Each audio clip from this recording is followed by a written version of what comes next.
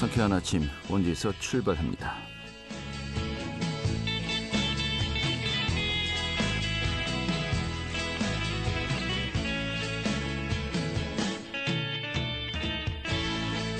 안녕하십니까. 12월 12일 화요일 아침 인사드리겠습니다. 상쾌한 아침 원주에서 출발합니다. 진행이 한태호입니다.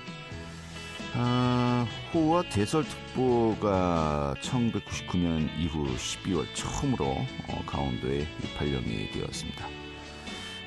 또 이례적으로 또 날씨가 따뜻합니다. 오늘 아침 최저 기온 4도였고 낮 최고 기온 10도까지 올라갈 것으로 보이는데요. 자, 그래서 원래 산지에 내릴 눈이 좀 고도 낮은 지역은 비가 되어서 또 내리고 있는 것이라고 합니다. 외출 시 우산 꼭 챙겨주시고요. 또 안전사고도 각별히 유의하셔야겠습니다. 오늘 준비한 소식 살펴보도록 하겠습니다. 전국 공무원 노조 탈퇴 관련 소송의 승소로 인해서 보전받은 이 소송 비용을 원시청 공무원 노조가 조합원들 또 지역 기업을 위해서 사용했다고 하죠. 또 최근엔 이 정부 부처를 방문해서 공무원들의 처우 개선을 요구하기도 했다고 하는데요. 오늘 그 내용 살펴보도록 하겠습니다. 또 이 10대 헌혈자 수가 급감하고 있다고 하는데 현황 좀 어떤지 짚어보도록 하겠고요. 또 취재 기자실에서요. 지역 이슈도 점검하도록 하겠습니다. 12월 12일 화요일 상쾌한 아침 원주에서 출발하겠습니다.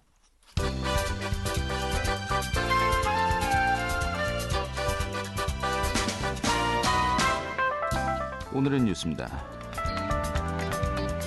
강원FC가 K리그 1 잔류에 성공했습니다. 강원FC는 승강 플레이오프 2차전에서 K리그2의 김포FC를 2대1로 꺾었습니다. 올 시즌 강원은 시즌 내내 최하위권에 머물렀었지만 정규리그 마지막 4경기에서 2승 2무 승점 8점을 올리는 상승세를 타면서 11호 순위를 끌어올렸고 이로써 강원은 K리그1으로 승격된 이후 8시즌 연속으로 한국 축구 최상위 리그에 남게 되었습니다. 노후계획 도시특별법이 국회를 최종 통과하면서 원주와 강릉의 일부 도심 택지 재개발에 영향을 미칠지 관심이 모아지고 있습니다.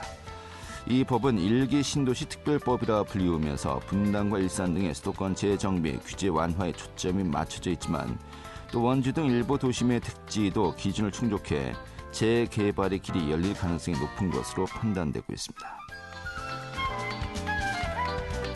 전국 광역 지자체의 메가시티 조성, 특별자치 시도 설치와 관련된 법안들이 봄을 이루면서 강원특별자치도의 차별성에 대해서 동력이 약화되는 것이 아니냐는 우려를 낳고 있습니다. 또 실질적인 충청권 특별법인 중부내륙법이 국회 본회의에서 가결되고 또 전북특별법 개정 또한 통과되면서 이에 비해서 강원특별법은 규제 완화 중심의 명분에 불과하기에 이 비교적 주민들의 피부에 와닿는 특례가 없다는 지적이 나오고 있습니다. 오늘의 뉴스였습니다.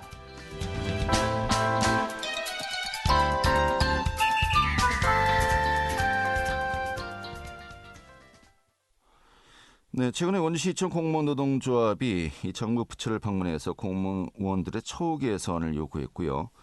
또 최근에 이 소송에서 승소에 보전받았던 소송 비용을 조합원들을 위해서 사용해서 또 화제가 되었다고 합니다. 오늘 전반적인 내용 살펴보도록 하겠습니다. 원주시청 공무원노동조합의 이승호 대변인 연결하죠. 여보세요? 네, 안녕하세요. 이승호 대변인입니다. 네, 반갑습니다. 네. 자, 소송에서 보존받았던 비용을 이 조합원들에게 돌렸다라고 하는데 좀 화제가 되고 있습니다. 예. 자, 근데 소송 이야기부터 좀 시작을 하죠. 예. 이 법정 공방이 한 2년 정도 벌어진 거였습니까? 네, 2년 정도 됐고요. 저희가 2021년 8월에 이제 탈퇴를 내용으로 하는 조직 형태 변경을 하고 나서 이제 전공노 쪽에서 계속 무효를 주장한 소송을 걸었는데요. 이게 그 가처분 한 번, 가처분 항고 한 번, 그리고 본안 1심, 본안 2심 이렇게 해서 4번에 걸친 소송을 했고요. 저희가 전부 다 이겨서 이제 최종 확정됐습니다. 네. 민주노총 산하 이제 전공로 이 탈퇴를 내용으로 이제 하는 거였고요. 네. 근데 이게 일반인들은 생각이 이 노동조합은 사실 본인들의 의지에 따라서 단체에 가입을 하는 거 아니겠습니까? 예. 그러다 서로 이제 의견차가 나면은 우리 이제 안 할래 하고 이제 탈퇴를 하면 되지 않을까 싶은데 이게 그렇게 어려운 거였나요? 탈퇴는 자유로울 수 있는데요. 네. 돈 문제죠, 사실은. 네. 그 탈퇴했을 때 이제 조합원들이 낸 그 비용에 대해서 누가 가져갈 거냐 이런 네. 문제 때문에 법적 문제가 좀 걸리고요. 네. 저희도 이게 조금 더 자유로우면은 조합 활동하는데 좀 좋겠다 이런 생각을 하는데 이게 그렇게 쉽진 않더라고요. 예. 그래서 이번에 뭐 이 원공로만이 아니라 이 네. 전체적으로 이 단체 가입의 어떤 자율성 등이 좀 강조되고 있는 분위기인 것 같습니다만은 네, 맞습니다. 전반적인 그런 흐름이 좀 것 어떻게 변화되고 있습니까? 저희가 2년 전에 나오고 지금 올해 또 안동시가 탈퇴를 했거든요. 근데 네. 그러고 나서 저희가 이제 가끔씩 그 전공로 지부들의 홈페이지 같은 데 가보면 저희 얘기들이 나와요. 네. 좀 우리도 이제 창급 단체에서 내는 비용이 너무 많이 드니까 각자 길을 가보자 이런 얘기들도 많이 나오고 뭐 서로 싸우는 경우도 좀 많이 보게 되고 네. 그러거든요. 보면은 아무래도 조금 그동안 하나의 통일된 노동자성을 주장하던 그 시기에서 조합원 개인들을 좀 챙겨야 된다 이런 목소리가 좀 강해지고 있는 흐름이 아닌가 이렇게 생각하고 있습니다. 네. 자, 근데 뭐 개별적으로 이렇게 목소리가 나오고 있다는 것인데 이 네. 제도적으로는 아직도 뭐 법적으로 네. 좀 한계가 있나 봐요. 어떻습니까? 법적으로도 사실 뭐 그렇게 문제될 건 아닌데요. 예. 이게 그 지부가 이제 그 지부 단위가 조직 형태를 결정할 수 있는지 여부에 대해서 항상 이제 전공노 쪽에서 문제를 삼고요. 네. 그런 부분들을 문제로 삼고 계속 소송을 걸다 보니까 네. 이제 겁이 나는 거죠, 나가려고 하는 분들이. 근데 그 부분 때문에 자유롭게 그 법을 활용하지 못하는 그런 부분이 좀 있지 않나. 예. 저희는 그렇게 생각하고 있습니다. 알겠습니다. 이 가지 않은 곳을 처음 가면은 발자국이 남는 것이고 여러 사람이 가다 네. 보면 이제 길이 된다고 하지 않았습니까? 이 그렇죠. 길을 만드는 과정이라 또 생각을 해야 될 것 같기도 뭐 하고요. 그렇게 보면 될 것 같아요. 예.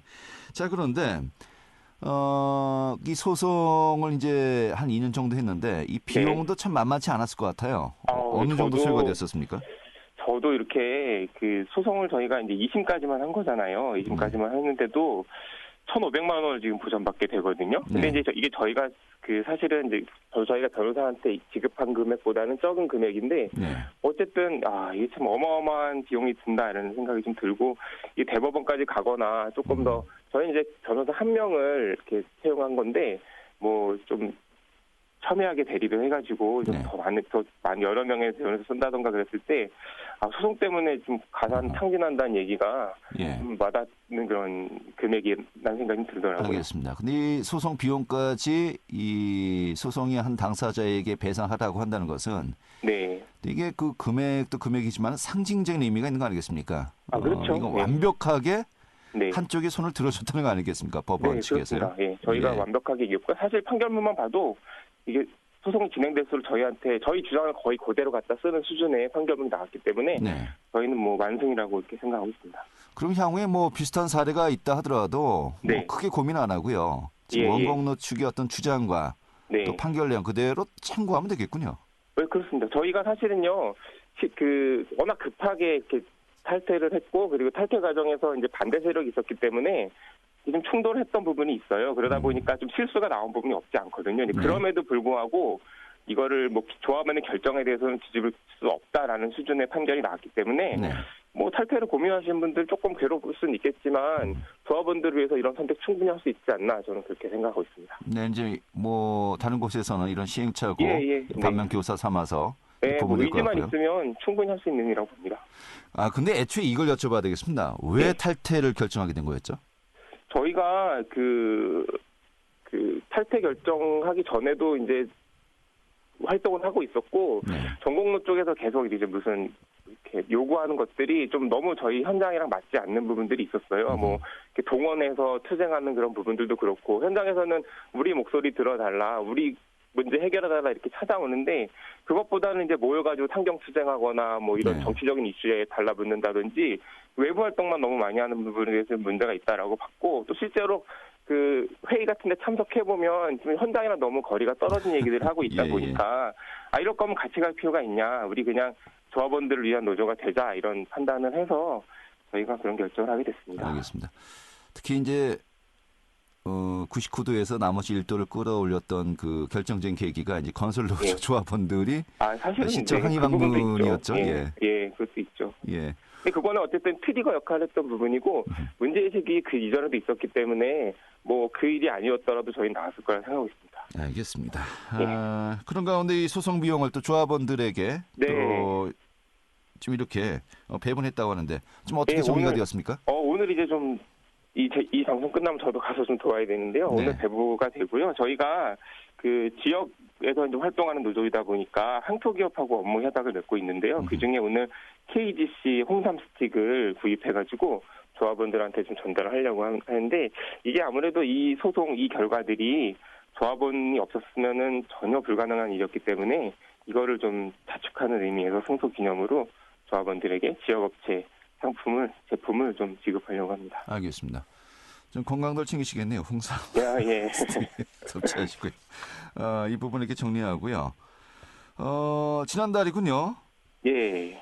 안동시 공무노동조합과 예. 함께 좀 같이 움직이는 경우가 많군요. 가끔씩 이제 이런 이슈가 있을 때 저희가 같이 다니고 있거든요. 예. 네. 또 행정안전부 이제 정부 부처를 예. 방문했었는데 네. 아무래도 공무원들의 전체적인 이제 그 주무 부처는 이제 행정안전부고요. 네. 뭐 처우 개선을 요구했다고 들었습니다. 좀 어떤 그렇죠. 내용입니까? 네. 뭐 공무원들 정액급식비, 그러니까 점심값이요 7,000원으로 책정돼 있어요. 그리고 초과 근무했을 때 저녁값이 이제 8,000원으로 책정돼 있고 이제 이런 부분이 너무 이게 너무 오래되고 현실과 맞지 않다 보니까 이 부분을 한 10,000원 정도로 올려달라는 요구, 그리고 비상근무 시에 초과 근무비를 4시간만 허용을 해요. 이제 이런 부분도 근무하는 거로 좀 더 줘야 되지 않냐, 뭐 이런 문제들. 그리고 좀 저희가 항상 좀 계속 고생해서 좀 하던 부분인데, 행정전화 녹음을 할 때 이제 통화 중에 상대방의 녹음을 고지해야 녹음을 할 수 있도록 돼 있는데, 이게 전혀 쓸데가 없더라고, 이렇게 해버리니까. 이제 이 부분을 사전 고지 없이 뭐 전수 녹음할 수 있게 좀 결정해달라, 이런 부분을 좀 위해서 찾아갔고요. 저희가 뭐 공무원 처우 개선이 이루어지지 않으면 뭐 계속 대민 서비스가 나빠질 수밖에 없고 또 좋은 직원들이 오지 않기 때문에 상식적인 수준에서 좀 이런 부분을 개선해달라고 좀 요구를 했습니다. 네. 요즘 좀 그 많이 이야기하거든요. 예. 젊은 공무원분들이 특히 네. 중도 사태 정말 예. 도망을 많이 간다라고 이야기하는데 네. 뭐 연금 제도도 이제 바뀌고 예, 또 이런 예. 그 좀 민원도 네. 굉장히 좀 그 힘든 또 민원이 악질 민원이 많기 때문에 네. 지금 현장에서 굉장히 어려움을 많이 겪고 있다라고 좀 이야기가 들리고 있습니다만 실제로 어떻습니까? 뭐 그렇죠. 저희가 피부로 느끼는 거는 뭐 참 힘들죠. 아무래도 이렇게 뭐 민원인들의 요구는 점점 이렇게 세분화되고 또 강도도 점점 세지는 반면에 공무원들을 보호할 수 있는 것들은 좀 천천히 제도들이 따라오다 보니까 그 부분들에 대해서는 좀 항상 어려운 부분이 있고요. 이게 저희만의 문제는 아닐 거예요. 왜냐하면은 계속 인구수가 줄어들면서 이제 그 일할 수 있는 숫자는 적어지는데 그 일해야 되는 그 일들은 많기 때문에 네. 아마 좀 뭐 우리뿐만 아니라 사기업들이나 이런 뭐 이렇게 채용하는 부분에 있어서 다 좀 어려움이 있을 거라 생각하고요. 저희도 그래서 그 직장 문화 바꾸고 그리고 이런 뭐 이렇게 복지를 좀 개선하고 하지 않으면 네. 나중에는 진짜 좀 직원이 없지 않을까 이런 걱정을 하고 있어서 알겠습니다. 예. 네, 절박한 심정으로 이걸 하고 있습니다. 그 중에 또 이제 정치인들의 국회의원들에게 네. 좀 이번에 요청을 한 것이 네네. 이 근로기준법상에 포함되어 있는 그 직장 내 괴롭힘, 예. 이 공무원법에는 그런 내용이 포함되어 있지 않습니까? 예, 없습니다. 제가 지금 안 좀 찾아봤는데요. 예. 근로기준법 제76조 2에 직장 내 괴롭힘 금지 조항이 있는데 이게 한 18년도, 19년도쯤에 간호사 폐업 문제 때문에 신설된 조항이더라고요. 근데 이제 그쪽에서 먼저 이슈가 돼가지고 하다 보니까 공무원들은 이제 근로기준법 적용 받지 않잖아요. 저희 법에는 이게 포함되지 않은 것 같아요. 그래서 저희가 이걸 좀 찾아내가지고 얼마 전에 용해인 의원을 만난 일이 있어서 그때 좀 말씀을 좀 드렸거든요. 이런 부분도 좀 목소리 좀 내달라. 그래서 좀 이런 거는 좀 반영됐으면 좋겠어요. 저희 쪽에. 저희 알겠습니다. 법에. 네. 그러니까 근로기준법상에 따라서 일반 네. 사기업들 내에서 뭐 직장 내 괴롭힘의 형태는 굉장히 다양합니다만은 네네. 일단 직장 내 괴롭힘으로 인정이 된 다음에 이제 그 형사처벌도 가능하게 이제 바뀌지 않았습니까? 네, 그렇습니다. 그런데 현재 공무원 조직 내에서는 뭐 그런 그 제재 수단이 그럼 뭐 딱히 다른 게 어떤 게 있을까요? 저희 뭐 사실 징계인데요. 사실 이게 어려워요. 실제로 예. 감사해봐도 뭐 뭐 피해자들이 느끼기에는 굉장히 좀 큰 일이라고 느끼지만 막상 이제 조사해서 해보면 자료들도 잘 없고 그런 네. 부분들이 좀 철저하게 뭐 녹음이 있다든지 뭐 카톡이 계속 이렇게 있다든지 그래야 되는데 그게 좀 없다 보니까 좀 어렵고 그래서 이제 징계 조치를 하고 있는데 네. 사실 내부에서는 그 징계 조치가 효용이 있냐 이런 얘기들이 많이 나오고 있긴 합니다. 알겠습니다. 이 팔이 안으로 굽는 경우가 또 많죠. 그렇죠, 뭐. 시즌2가 된 것 같습니다. 시즌1은 이 네. 전공로 탈퇴와 관련해서 여러 소송전 제가 좀 이야기를 예. 이제 들어봤었고요. 네네. 이거 이제 완전히 다 일단락된 거 아니겠습니까? 그렇죠. 이제 끝났죠. 그 마무리가 이제 오늘 이제 예. 그 소송 비용으로 이제 네네네. 물건을 이제 배부하는 겁니다만은 네. 지금 말씀하신 것처럼 이 공무원들 내부의 처우 개선 문제라든지 예. 이 직장 내 괴롭힘 문제 최소한 공무원법에도 들어가야 되지 않겠냐라는 어떤 그 기본적인 이 질문에서부터 또 새로운 또 어떤 그 계획들 또 프로젝트들을 시작해야 되지 않을까 싶네요. 네, 맞습니다. 저희가 그쪽으로 가야 될 것 같습니다. 오늘 이 정도로 하고요. 자주 뵙도록 하죠. 좀 관련된 내용 좀 자주 듣도록 하겠습니다. 네, 감사합니다. 네, 오늘 고맙습니다. 네. 네, 원주시청 공무원 노조의 이승호 대변인이었습니다.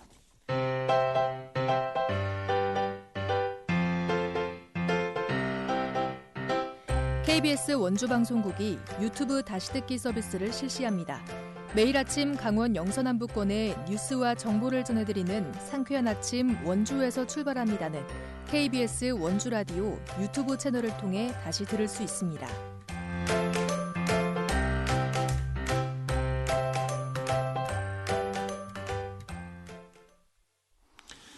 네, 올해 그 젊은 연령층의 헌혈자 수가 굉장히 많이 줄었다고 합니다. 특히 10대 헌혈자 같은 경우는 2019년도에 비해서 뭐 절반 수준이라고 하는데요. 좀 그 현황 좀 살펴보도록 하겠습니다. 박다현 리포터 어서 오시죠. 네, 안녕하세요. 네. 이 헌혈의 주 타겟층이 10대와 20대인데 이 연령대 헌혈자 수가 뭐 급감하고 있다고요? 네, 맞습니다. 전체 헌혈자 수가 감소할 수밖에 없었던 요인으로는 10대 헌혈자 수가 급감했기 때문인데요. 대한적 십자사의 연령별 헌혈 실적을 살펴보니 헌혈 공급의 80%를 차지하던 10대, 20대가 감소하고 수혈받는 고령층은 늘어났기 때문에 실제로 헌혈량이 줄어드는 추세를 보였습니다. 2019년 10대 헌혈자는 전체 헌혈자 279만여 명 중 28.7%인 80만 명 수준이었지만 2022년의 경우 전체 헌혈자 265만 명 중 10대 헌혈자가 17.4%인 46만여 명으로 2019년 대비 43%가 감소했는데요. 이는 2019년 80만 정도에 육박했던 헌혈자 수에 비해 절반 수준밖에 미치지 못하는 상황입니다. 자세한 내용 대한적십자사 혈액관리본부 김세희 과장 이야기 들어보겠습니다. 동절기에는 헌혈 주요 참여자인 10에서 20대 학생들의 방학 등으로 단체 헌혈이 감소하고 추운 날씨와 연말연시 각종 행사, 설 연휴 등으로 개인 헌혈자분들의 헌혈의 집 방문도 줄어들어 혈액 수급에 어려움이 발생하고 있습니다. 혈액 보유량이 감소하게 되면 안정적 혈액 공급에 차질이 발생할 수 있습니다. 특히 혈액 보유량이 주의 단계인 3일분 이하 수준까지 감소할 경우 의료 현장에서는 응급 수혈 환자 발생을 대비하여 일반 수혈 환자의 수술 일정이 연기되는 등 환자 진료에도 영향을 줄 수 있습니다. 네. 자, 이 젊은 연령층 10대와 20대 헌혈자가 줄어든 요인 좀 어떤 것들이 있을까요? 네, 우선 동절기 방학 때문에 단체 헌혈이 급감하고 또 날씨가 추워져서 외출이 줄어들기도 했는데요. 무엇보다 이렇게 급감한 요인으로는 2024년도 대학 입시 기준의 영향이 가장 큽니다. 과거 모든 헌혈이 자원봉사 실적이었던 것과는 다르게 현재는 학교를 방문한 헌혈버스의 단체 헌혈만이 인정되는데요. 실제로 올해 1월에서 11월까지의 고등학생 헌혈자 수를 살펴보면 19년 동기간 대비 약 51.5% 감소했습니다. 그렇군요. 그렇다면 현재 혈액 수급 상황은 어떻습니까? 네, 헌혈 공급의 80%를 차지하던 10대, 20대가 앞서 말씀드린 여러 요인으로 인해 감소하고 또 수혈받는 고령층은 늘어나서 실제로 헌혈량이 줄어들었는데요. 올해 전국 혈액 재고 보유량은 평균 4일분입니다. 5일분 미만부터 관심 단계에 속하는데요. 코로나19 사태 완화에도 혈액 수급은 여전히 불안정한 상태입니다. 이렇게 통계에서 보이는 것보다 현장에서의 어려움은 더 심각합니다. 심각하다고 합니다. 이어서 대한적십자사 혈액관리본부 김세희 과장 이야기 들어보시죠. 혈액은 인공적으로 만들 수 없고 오직 헌혈을 통해서만 얻을 수 있는 수혈이 필요한 환자들을 살릴 수 있는 생명줄입니다. 헌혈에 참여하고자 하는 분들은 모바일 앱 레드커넥트를 통해 가까운 헌혈의 집을 선택 후 전자문진을 하고 방문 가능한 시간을 예약하여 참여할 수 있습니다. 모바일 앱 레드커넥트는 헌혈의 집 조회, 전자문진, 예약 기능 외에도 헌혈 결과 및 이력 조회, 이벤트 참여, 혈액 보유 현황 안내 등 다양한 서비스를 제공하고 있습니다. 그리고 앱을 사용하지 않으시더라도 대한적십자사 고객센터 1600-3705 번호로 전화를 주시면 예약이 가능하시고요. 예약 없이도 가까운 헌혈의 집을 방문하시면 간단한 문진 절차 후 헌혈에 참여하실 수 있습니다. 네, 알겠습니다. 좀 자발적인 헌혈 참여로 또 이어졌으면 좋겠네요. 오늘 이렇게 정리 아주 잘 들었습니다. 네, 감사합니다. 네, 박다현 리포터였습니다. 네, 지금 시각이 8시 52분이고요. KBS 원주방송국의 성쾌한 아침 원제에서 출발합니다. 함께하고 계십니다. 자, 또 취재 기자 연결해서 지역 소식 듣도록 하겠습니다. 강원을배 권순창 기자 연결하죠. 여보세요? 네, 안녕하세요. 네, 반갑습니다. 자, 이 한 레미콘 업체가 원주시 방계리에 지하수 관정 개발을 추진하고 있다고 하는데 이 주민들의 반발이 계속되고 있다고요? 네, 원주 문마급 방계리의 한 레미콘 업체가 지하수 관정 개발을 추진, 인근 주민들이 수자원 고갈을 우려하며 반발하고 있습니다. 원주시와 주민 등에 따르며 2017년부터 문마급 방계리에서 레미콘을 생산하는 A사는 올 9월 레미콘 생산에 필요한 용수를 공급하기 위해 지하수 개발 이용 신고를 제출했습니다. 당초 A사는 공장 부지 앞에서 관정을 시추했지만 물이 나오지 않자 50m 떨어진 곳으로 장소를 옮겨 시추를 준비 중입니다. 하지만 방계 1, 2 주민들은 회사 측이 수백 톤의 지하수를 공원용수로 사용할 경우 주민들의 생활용수 및 농업용수가 고갈될 것이라며 반발하고 있습니다. 최범식 방계 1, 2장은 운반 차량 한 대당 1톤의 물을 사용하는데 하루 100여 대 정도의 차량이 오가는 것을 감안하면 수백 톤의 물이 사용되는 셈이라며 공장에서 대형 관정으로 지하수를 끌어다 쓰며 인근 10여 가구의 생활용수와 농업용수가 고갈될 것이라고 주장했습니다. 주민들은 관정 개발 반대 서명 운동을 전개하는 등 집단 행동도 준비하고 있습니다. 네, 알겠습니다. 앞으로 어떻게 진행될지 지켜보겠고요. 다음 소식도 알아보죠. 이 원주 불원 일반산업단지 주성 사업의 추진에 이 탄력이 붙었다고 좀 들리고 있습니다. 이 사업 비용 확보를 위한 프로젝트 파이낸싱 PF 대출이 이루어졌군요.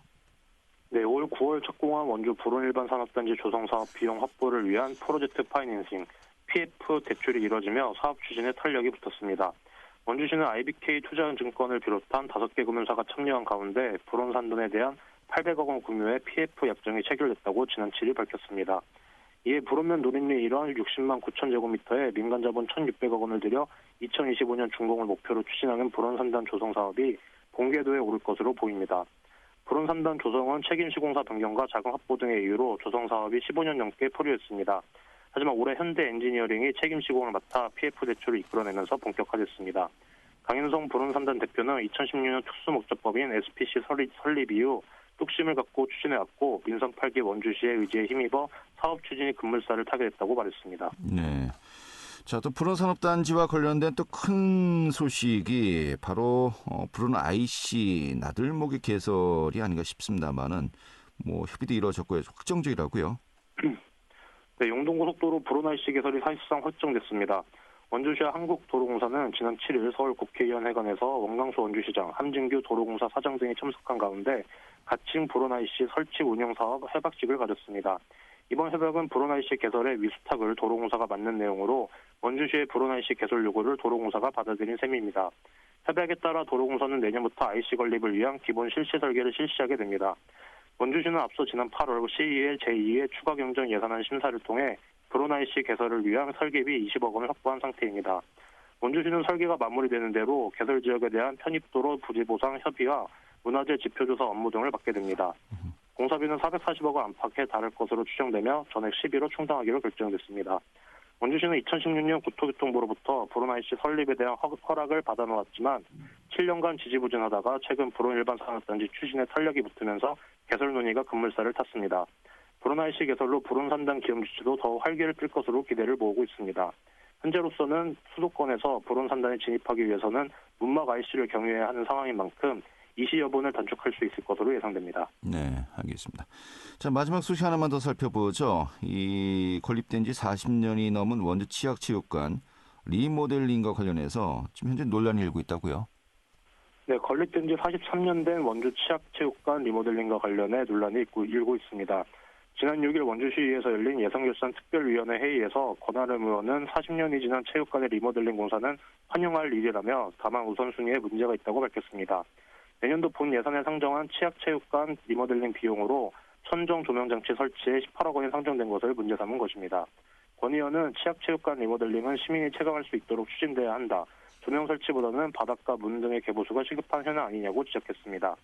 또 체육관 외벽에 특정 종목의 경기장 리모델링 공사 중이라는 현수막이 붙은 것에 대해서도 시민들에게 불필요한 오해를 줄 수 있는 사안이라고 꼬집었습니다. 이날 회의에서는 체육 관련 예산이 대폭 삭감된 상황에서 특정 스포츠 경기에만 예산이 증액된 것에 대한 형평성 문제도 거론됐습니다. 예, 알겠습니다. 지금 이 부분에 대해서는 아직 또 답변을 들어봐야 되겠네요. 이렇게 정리 아주 잘 들었습니다. 네, 감사합니다. 네, 강원일보의 권순창 기자였고요. 저희가 이제 이 코너 할 때 좀 약간 시그널이 좀 매끄럽지 못했습니다. 양해 말씀 부탁드리겠고요. 자, 12월 10일 화요일에 상쾌한 아침 원에서 출발합니다. 오늘은 여기까지입니다. 내일 다시 뵙도록 하죠. 고맙습니다.